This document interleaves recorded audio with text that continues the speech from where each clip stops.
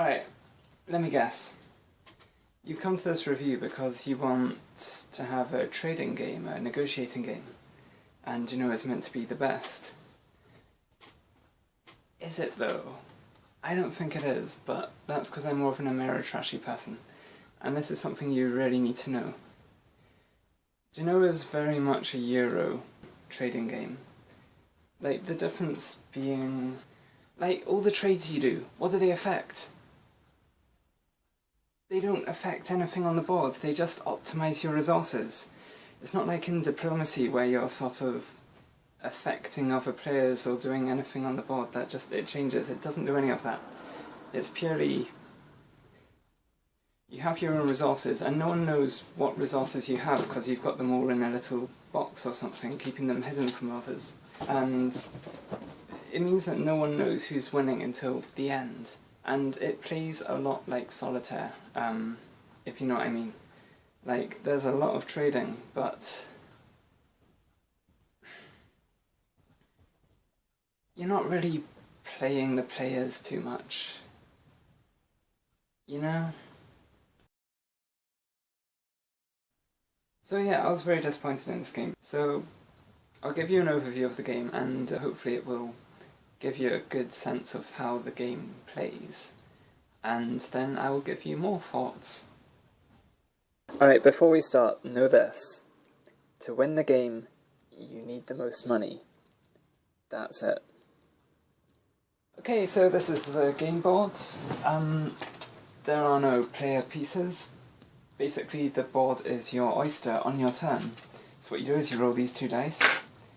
Got red 5 and a blue 3, so we put the trading tower. There's a string of red numbers here, so 5, and blue numbers along here, so 3. So it starts here in the guild hall. And this trading tower comes apart like so. But you always have to start in the guild hall, and this is, you could say, the movement of your piece. So you start here, and then you go here, and then here, and then here, and then here. And every single space where you're in a building, you can activate an action for that, but you're only allowed one action per turn. So, say in a 5-player game, I've only landed on 1, 2, 3, 4 buildings here. Only 4 people at most are going to get an action. So there's a lot of tension in a 5-player game, and even in a 4-player game, because people aren't necessarily going to give you an action. So you only have one action that you're allowed to do for yourself per turn.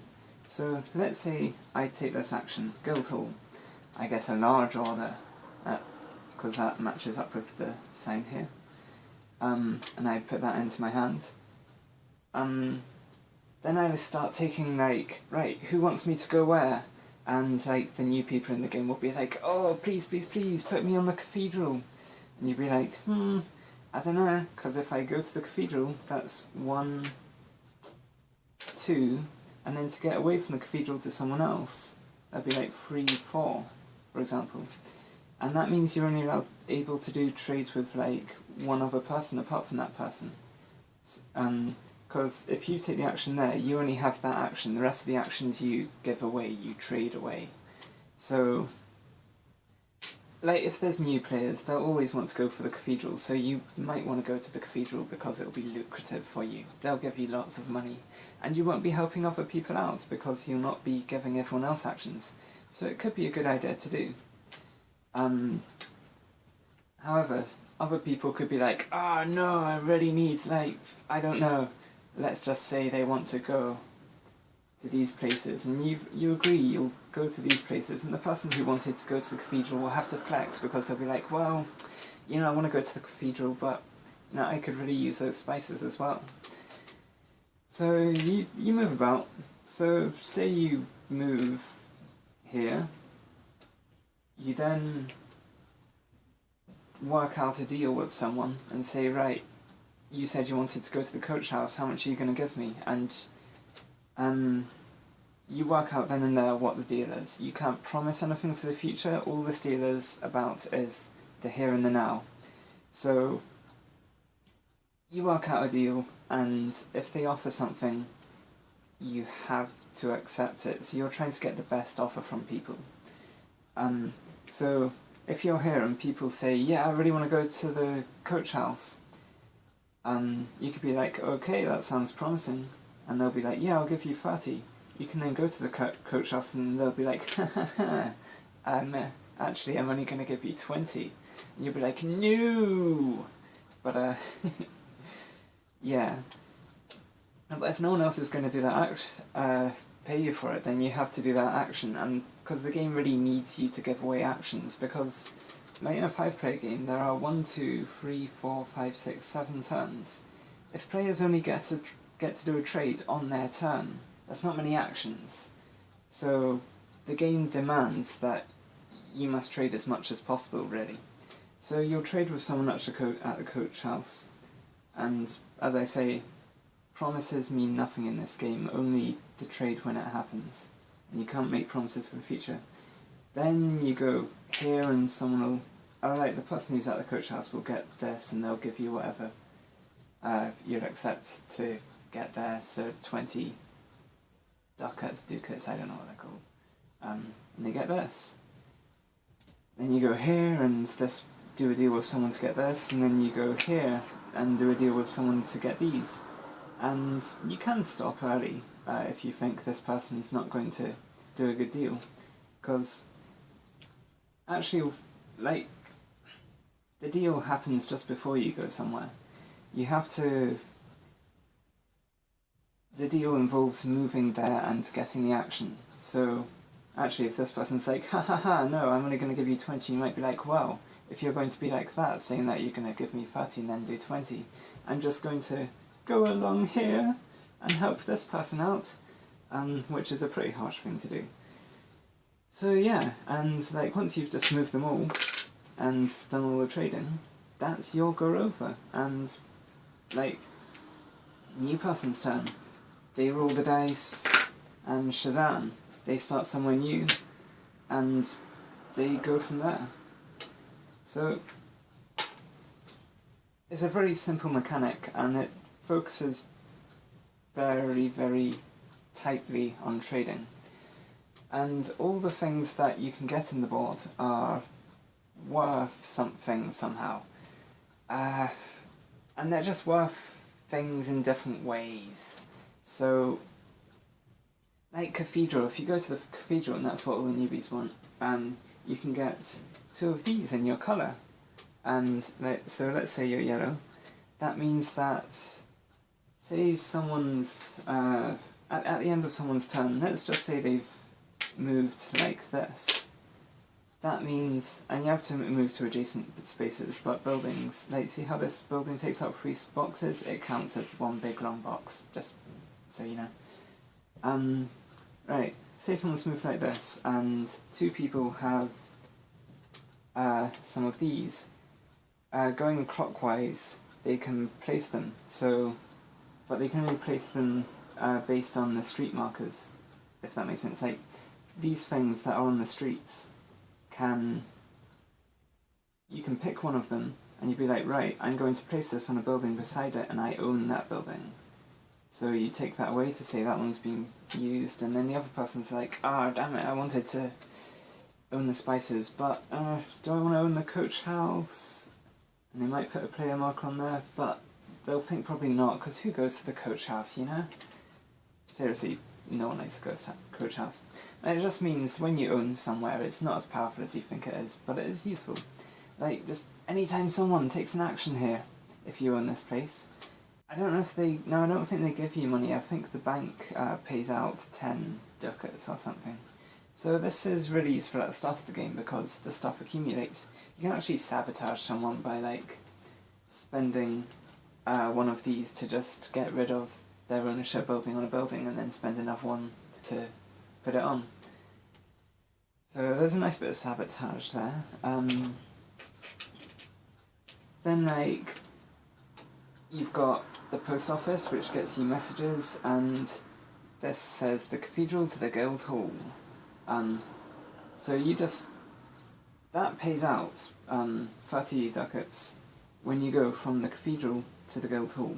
Anyone goes there, just as long as the trade tower takes this route. It doesn't matter what other route it takes. It could take this route, Cathedral to Guild Hall. You can cash that in. Yeah. And then, like, you know, City Hall, you need, like, some spices, and you get spices, like, from here. Well, they're not spices, they're wares, or whatever they are. So say if you land here, you can get 2 of these, and, like, your small order, which is what the City Hall gets you, is pepper. So, actually, you'll need a black one. You get one of each when you land on one of these ware spaces. And you have to, that's like the palace who has ordered it, so you find the palace. I have no idea where the palace is. Here it is. If you get an action there, you don't need to spend the action to cash in the small order, but if you get an action there, and you've got the pepper, you can put the pepper back in the supply and you get 40 ducats. Large order is worth more, but you need more spices.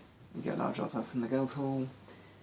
Then privileges. Privileges are strange things. These only pay out at the end of the game, so you want to sneakily build them up over the course of the game. And the great thing about these is that they're not worth much to anyone who's not collecting them. So what they do is that each one will refer to, say, like this one refers to metals, which is here, that's this building here. And another one will refer to the tavern. And the more privileges that you own that refer to adjacent buildings, the more they'll be worth. So if there's just one lone building, you get 10 ducats, but if there are like 5 adjoining buildings, you get 150. So that's pretty good, and you get some nice trading there. And people don't really want to give away information about, well, what privileges they have, because then people will click that they're actually like, hey, this privilege that you want from me is actually worth a lot to you, so I'm gonna sell it to you for quite a lot, you know. And that's mostly it. Like, if you go in the tavern, or you go in the harbour, or the palace, you get these little things that just improve your ability to do things. Like this, for example, says you can start in any space. And, like, if someone's never going to let you fulfill a big order, because you need to fill a big order in one of the villas, and people are quite reticent to let you do that, especially at the end of the game, you could have that so you can start your turn there instead of rolling the dice, and then you can fulfill a large order there and get your money. Or you can do what I did and land here. The marketplace, if you land there at the start of your go, you accelerate the game by 1 turn, and, you know, in a 5-player game there's only like 7 turns, so that's a lot. You can do what I did and land here on your 2 final turns, and that accelerates the game by like a lot, and people gear up for the end of the game because they need to fulfill all the stuff that they've got. They need to, like, carry out their messages, making sure that things go in the right direction. They need to fill out their orders to make sure that they haven't wasted getting all these resources and stuff. So, yeah.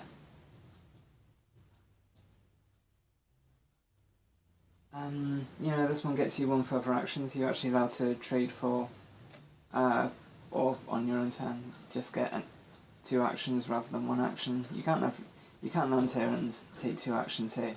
You can go here and then get an action here rather than only being allowed 1 action. Stuff like that. That's all the game is. Okay, so the game feels very long. This is the turn order track. With 5 players you get less turns than with 2 players. With 5 players there's 1, 2, 3, 4, 5, 6, 7 turns.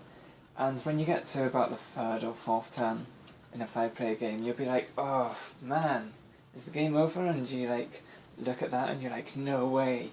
We've only done half. What's going on? This game's gonna drag. But you know what? It doesn't. Like, because you're constantly trading, everything that happens is relevant to you. You know, if someone lands here, you'll be like, alright, what do I want around that area? What can I trade them for? What can I convince them? Everything everyone does is relevant, so you're constantly doing stuff. And the game has a nice flow, it's not always doing the same stuff. At the start of the game, you're just getting anything and everything, but then later on, you know, you might have a few privileges, you might want to bulk out your privileges, or you want to, like, as the game draws to a close, you want to fulfill your large orders and small orders and messages. So, like, the game has a bit of a narrative. So by the time it gets to here, it doesn't feel like, you feel like you've been playing a long time, but it doesn't drag. And that doesn't mean I like the game, but it is a good point about the game. Sort of. Alright, so about the trading in the game. You do have to constantly be flexible, because you've got your idea of how much you're willing to spend, but then if someone's not willing to do it, are you going to flex that a bit? Because people can stop trading, like decide not to trade with you, and you need them to trade with you. That's all you can do in the game, is trade with people. That's the only thing you can do, pretty much. So you need to do that, so you need to be quite flexible. And like, you know, there's interaction so that, to the extent that you don't want to let someone else get too good of a deal, and you also don't want someone to get a monopoly of the privileges, which I'll explain later. Because if you have lots of privileges, then you can pretty much win the game. But, like, it's a flaw of the game that you don't really care about what people are getting apart from privileges, so people can easily overlook the privileges because that's just one of many elements in the game. And like, another aspect of trading is you can, like, be quite interactive with players in how you make complicated trades which confuses them, or you make complicated trades which, like, if you're clever enough to sort of work out how this could possibly benefit them so that they can trade with someone else or whatever, then you can do that. And like, there is interaction, it's just dry.